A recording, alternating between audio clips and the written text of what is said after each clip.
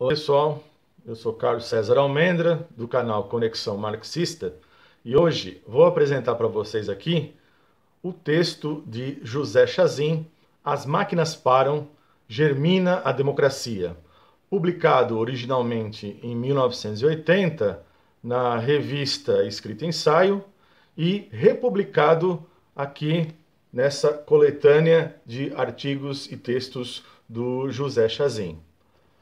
Esse texto foi escrito no exílio. Chazin, ao observar as movimentações aqui no Brasil que ocorreram entre maio de 78 e março de 79, vai coletar um conjunto de artigos, de revistas, jornais, boletins sindicais, jornais de partidos, enviados aí pelos seus antigos alunos que participavam agora da revista Ensaio. E esses alunos acabaram sendo aí professores universitários que muitos de vocês já conhecem, como Ricardo Antunes, Antônio Rago, Ivan Cotrim, Lívia Cotrim, Terezinha Ferrari e outros. E, obviamente, mandavam pelo correio esses recortes de jornais, e o Chazin, lendo essas publicações, e obviamente, no máximo, tendo aí uma comunicação epistolar, ou seja, uma comunicação por cartas com seus ex-alunos, a partir de tudo isso, escreveu esse texto belíssimo e extremamente atual, e é isso que nós veremos agora.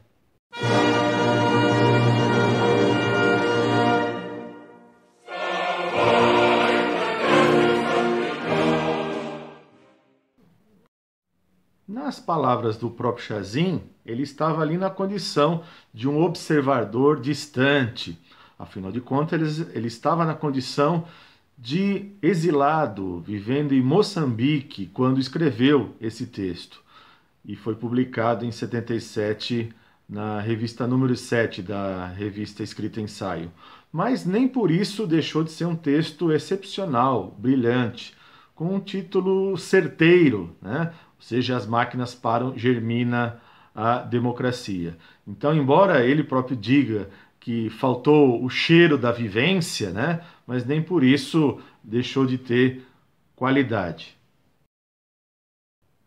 Chazin vai exaltar aqui o renascimento do movimento operário brasileiro ali, nesse período aí de maio de 78 a março de 79.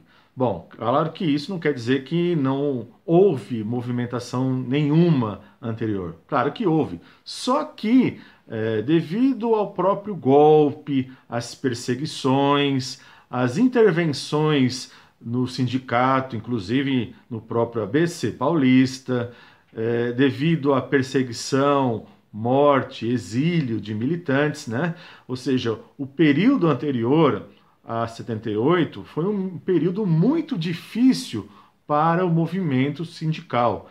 E vejam, é bom lembrar que era proibido a greve, havia uma lei de greve, e nem por isso os operários deixaram de realizar essa greve.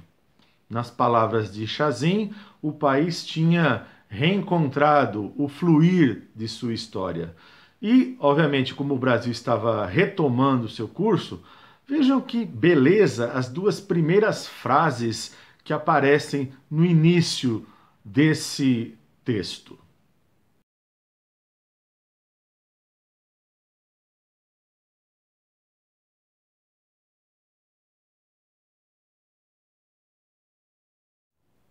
Vale lembrar que, quando ocorreu a primeira movimentação desse período grevista, que foi em 12 de maio de 78, lá na Scania, quando a Scania paralisou, comandada ali pelo aquele que viria a ser um grande sindicalista e membro do próprio Partido dos Trabalhadores, o Gilson Menezes, o que pensou a direção da Scania? Que tinha acabado a força, ou seja, o fato de parar a produção era o fato de ter acabado a força. Então, o Brasil convivia numa situação na qual praticamente não tinha greves, então isso era visto como o rumo do Brasil. E na verdade, né, o que a gente estava retomando agora era o rumo real, que era um rumo de movimentações, de lutas, de greves.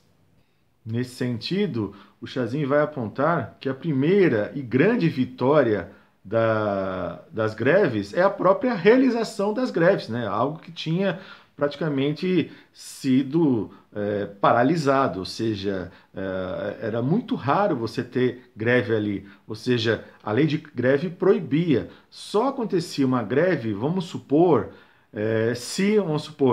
mesmo aqueles salários extremamente arrochados, você trabalhasse e o patrão não pagasse. E aí, obviamente, se houvesse uma greve, você poderia ter, porque você não recebeu o salário, mesmo sendo uma miséria. Mas se você recebeu o salário miserável, né, e quer fazer uma greve por melhores salários, você não podia. Por isso que você vai ter aí um número reduzidíssimo de greves naquele momento.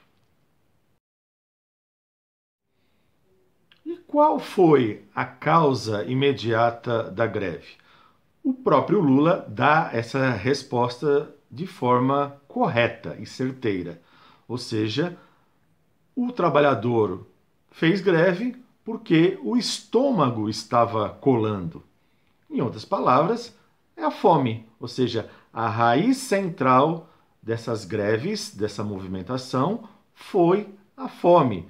E, obviamente, diz o Chazin, na raiz da fome, o arroxo salarial, né? Ou seja, a raiz da greve é a fome e a raiz da fome é o arroxo salarial, ou seja, direto e áspero, como diz aí o próprio Chazin. Mas temos que entender, portanto, qual que é a raiz desse arroxo salarial? Por que se praticava um arroxo salarial contra os trabalhadores? Ora, a raiz disso, né, está na plataforma econômica de 64, ou seja, aquilo que os militares impuseram como modelo econômico aí de 64, que obviamente acabou resultando no milagre econômico que teve uma curta duração e já explodiu em 73, né? Onde o Chazin já mostra aí no outro texto que já tratamos aqui, né? A politicização da totalidade, né? Para quem não viu, basta dar uma clicada aqui em cima, eu também vou deixar nos cards para vocês consultarem. Os trabalhadores retomarem as greves significa que estão aí, portanto, numa luta direta por uma questão básica, que é a questão econômica, né? Ou seja, diz o Chazin, né? Não precisa reinventar, né? Ele coloca até entre aspas, né? Não precisa reinventar o mundo pela politicização, ou seja, não precisa tomar a totalidade social através do aparato institucional, que não vai ser por aí que você vai resolver a questão da fome dos trabalhadores. Isso mostra o quão é atual esse texto, né? Pode ver que nós estamos aí com uma fome se alastrando e ficando aí refém do quê? Do Congresso, do Executivo, do Ministro da Economia, ou seja, você está atrás de todo um aparato institucionalizado, você não tem uma movimentação dos próprios trabalhadores organizados, né? E nem que seja por um disparar de uma consciência imediata, né? Uma consciência em si, no caso seria, ou seja, a fome que graça que acaba levando para essa movimentação, que nós também vivemos isso hoje, mas nem por isso nós temos aí um estopim de movimentação social. Ou seja, com o esgotamento do milagre econômico, que o Chazin já tratou aí no texto anterior, na verdade ele vai usar nesse texto aqui a seguinte expressão, falando de novo aí sobre o milagre econômico, seu fim e suas consequências, né? Ele vai falar que você teve aí um estrangulamento ostensivo, né, do próprio milagre e as suas consequências posteriores, né, onde, na verdade, o que vai acontecer? Essa plataforma de 64, né, faz com que a economia esteja pautada no arroxo salarial e, obviamente, você tem uma situação onde esse modelo econômico morde a sua própria cauda e acaba por se autodevorar. É a própria autofagia do capitalismo, né? Assim como você tem a autofagia capitalista, você tem a autofagia dos próprios modelos econômicos aplicados dentro do capitalismo, né? Senão o capitalismo seria perfeito, senão a gente estaria defendendo o capitalismo, né? E não é o caso, ou seja, ele sempre vai gerar contradições, contradições essas que voltam-se até para dentro de si. Então, o capitalismo ele é autofágico, né? Diz o Chazin, né? Então, esse estrangulamento ostensivo põe a nu o raquitismo congênito, ou seja, mostra o quão raquítico era esse plano econômico, né? Esse modelo econômico implantado aí em 64, né? De tal maneira que, lá na página 86, ele vai evidenciar os problemas concernentes aí à dívida externa. Ele vai mostrar como a dívida externa tornou-se um problema seríssimo para nós, de tal maneira que não tinha mais como sustentar essa situação. Vejam aí o trecho. Hoje, e já desde alguns anos, o único milagre é uma dívida externa bruta que até o final de 78 esteve em torno de 42 bilhões de dólares. Dívida externa que, só durante o ano de 79, entre juros e amortizações, exigirá do país cerca de 11 bilhões de dólares. E o país, no mesmo período, não obterá mais do que aproximadamente 14 bilhões de dólares com suas exportações e terá de despender só com a compra de petróleo algo em torno de 5 bilhões e meio de dólares. Com a importação de alimentos de quase 2 bilhões de dólares, outros 5 bilhões com máquinas, equipamentos e insumos, e mais de 2 bilhões com produtos químicos e farmacêuticos. Entre maio de 78 e março de 79, Chazin vai dizer que esse é o período entre a reemergência e a afirmação, ou seja, é o momento no qual o sindicato reassume seu papel. Você passa a ter ali piquetes, assembleias, né, essas assembleias sindicais, enfim, você tem aí a verdadeira movimentação, a verdadeira democracia das massas, as massas nas ruas, né?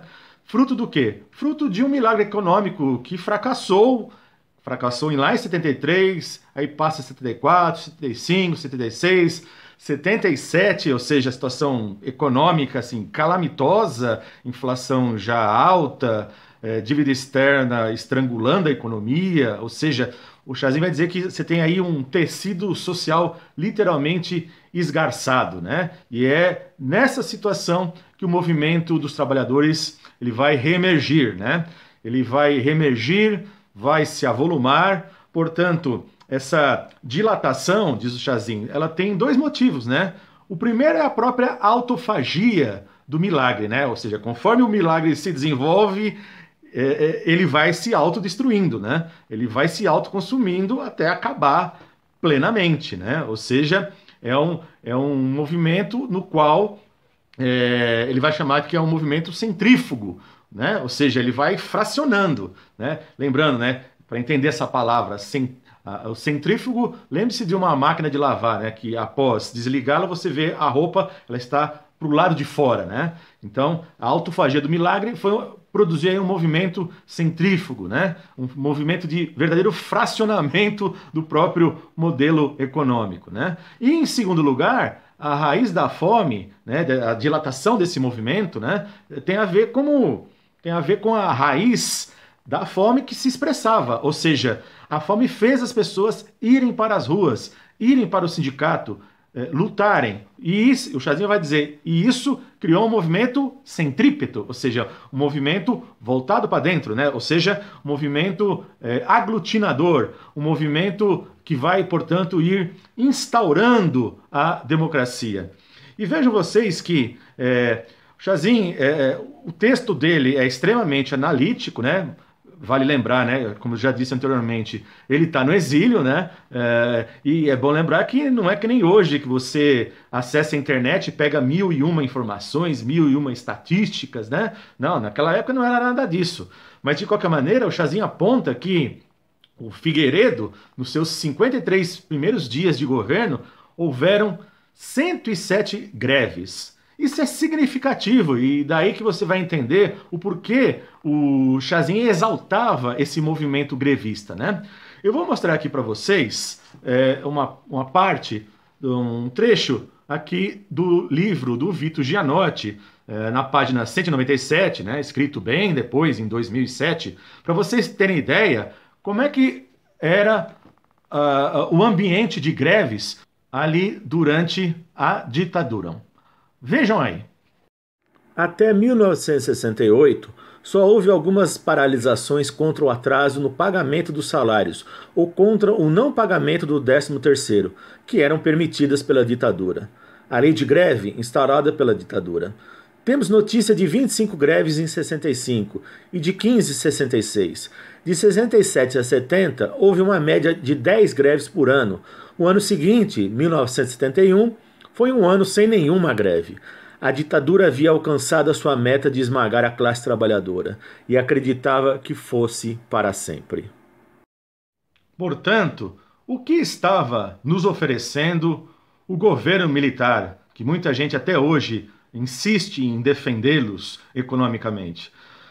Você tem essa verdadeira autocracia de cunho bonapartista, militarizada, que oferecia para nós desemprego, inflação, dívida externa, desaquecimento e, obviamente, o retorno das greves como consequência de tudo isso, né? Ou seja, Delfim Neto e Mário Henrique Simons usavam e abusavam do economês para tentar justificar as suas sacanagens, né?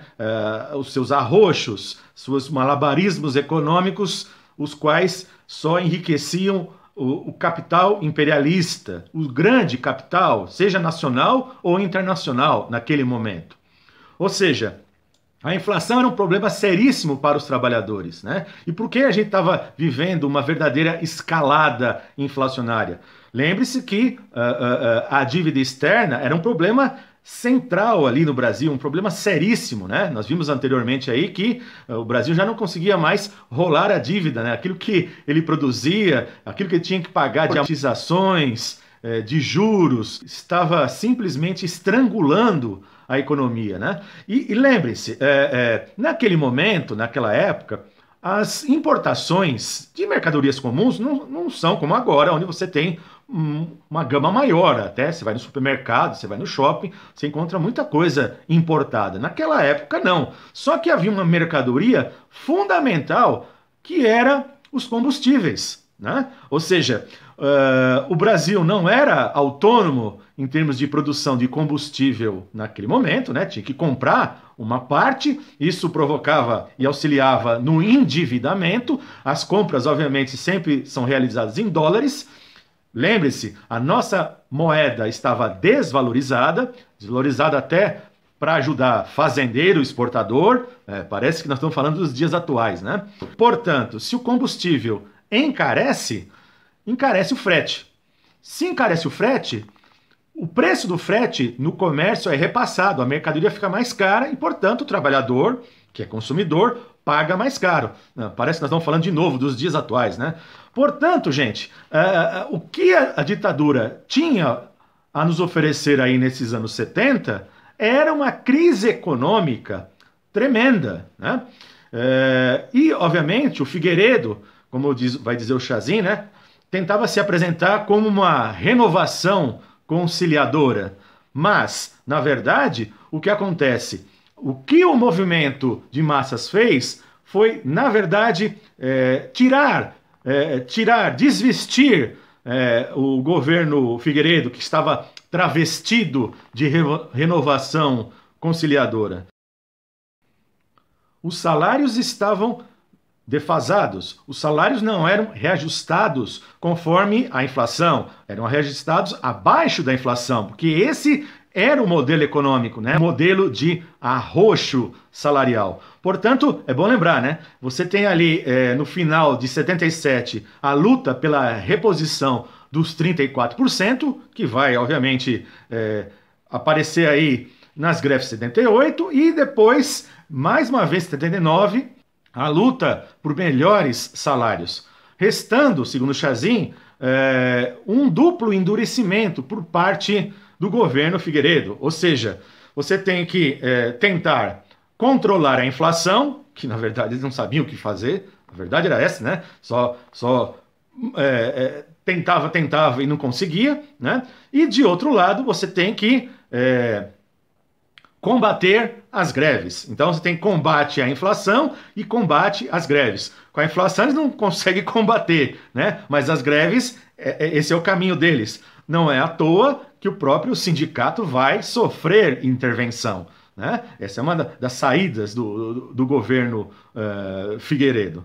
Ora, se de um lado a política já estava indo no sentido de ir agonizando, né? Era necessário mudar, né? De outro lado, a economia, de jeito nenhum. Os militares e a grande burguesia quer que tudo continue como está, ou seja, tudo esteja fechado, porque eles sabiam muito bem que se naquele momento você tivesse uma conquista dos trabalhadores da Grande São Paulo, né, que, portanto, do ABC que se espalha pela Grande São Paulo e depois vai atingir em 79 até outros estados, né, aquilo, vamos dizer assim, estaria cerrando as pernas desse modelo econômico de arroxo salarial da ditadura militar. Mas, nem por isso, os trabalhadores deixaram de fazer greves. E lembre-se que havia a Lei 4.330, criada ali em 64, que era uma lei contra as greves. Então vejam que a força do movimento transcende o jurídico, transcende o político parlamentar. Portanto, você tem uma luta aí, nesse momento, real, que, portanto, passa por cima de coisas que a lei, né, e a institucionalidade tentam manter criar um certo ordenamento, né? Ou seja, aquela ordem, vamos dizer assim, positivista. Mesmo sabendo que, inclusive, o próprio Lula vai admitir em outras entrevistas, né, que o próprio pessoal do sindicato era inexperiente em termos de greves de massas, estava despreparado, né? Afinal de contas, como vivenciava a ditadura, greves constantes de massa eram coisas que praticamente inexistiam, né? Portanto, foram aprendendo com o próprio movimento, né? E o Chazin vai dizer, né, que consciente ou não, né, esse movimento de massas põe em xeque a razão de ser da ditadura, que é o arroxo salarial, né? Portanto, você tinha ali uma movimentação para além do politicismo. E sobre o politicismo, vejam esse trecho aí importante que o Chazin assevera aí na página 92. Só uma visão politicista, com sua concepção simplesmente cumulativa dos processos e sua incompreensão positivoide das progressões, é que não será capaz de perceber que as fundamentais ocorrências do último ano ultrapassam, e de muito, a esfera do puro, ainda que reconhecidamente relevante, crescimento do exército oposicionista.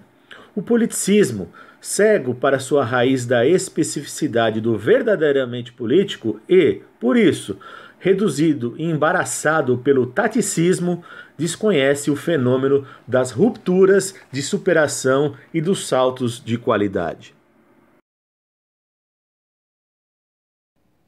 Democracia, portanto, é o vir a ser, é o historicamente novo.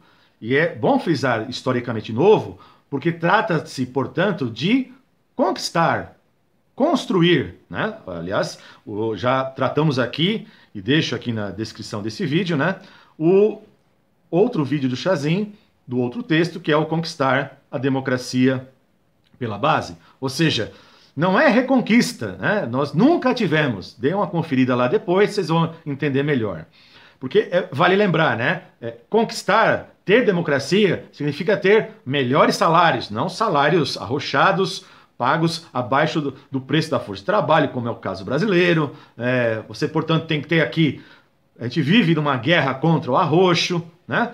Conquistar a democracia, que significava, naquele momento, uma própria e nova ordenação jurídica dos sindicatos, né? Não sindicalismo atrelado ao Estado, como você tem desde lá do período getulista, luta contra a ditadura, porque o Brasil vive só oscilando entre a autocracia militarizada e a autocracia institucionalizada, né? É isso que nós temos. Portanto, trata-se, sim, de conquistar a democracia, né? Ou seja, vivemos e convivemos aqui com latifúndio. O Brasil é um dos maiores concentradores de renda e de terra, né? A repressão, o militarismo sempre foi muito presente. Portanto, é assim que tem que entender a forte expressão do Chazin para dizer que nós nunca tivemos democracia no Brasil.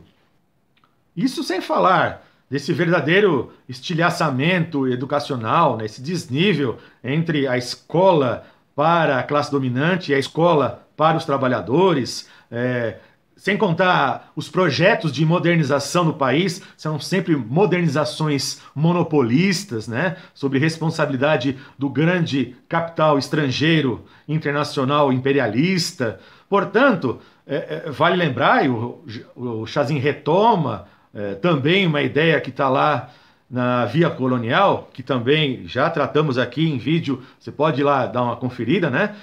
Chazin retoma, né, as ideias lá entre as diferenças entre uma burguesia prussiana, que é antidemocrática, e uma burguesia de via colonial, que além de antidemocrática, ela é caudatária, ela não rompe com o imperialismo, né? Enquanto que a burguesia prussiana tornou-se imperialista, né? Isso é uma diferença fundamental, né? E que, enquanto isso, o Chazin, já mais ali para o final do texto, vai mostrar que, em termos da política, né, nós temos aí um verdadeiro desencontro, ou então um paralelismo, né? Lembrando, as paralelas nunca se encontram, né?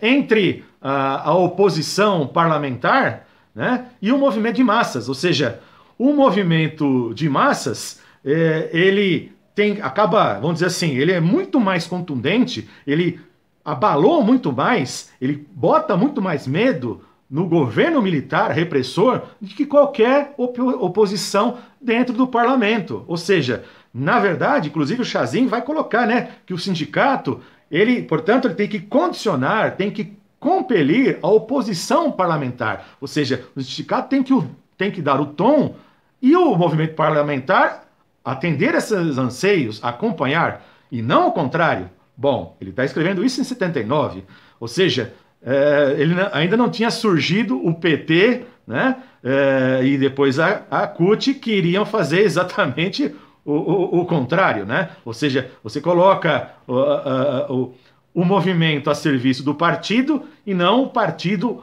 a serviço do movimento. Então, não é à toa que depois o Chazin, ao longo da década de 80, vai ser um crítico contumaz do PT, da CUT, né?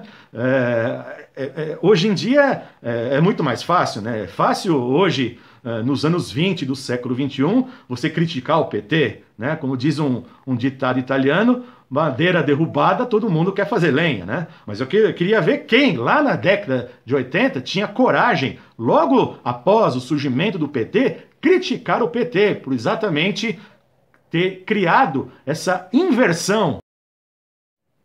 Mas essas discussões, essa inversão da relação entre movimento e partido, vai ficar muito claro nos próximos textos do Chazin, onde já aparece o PT. Ok, gente?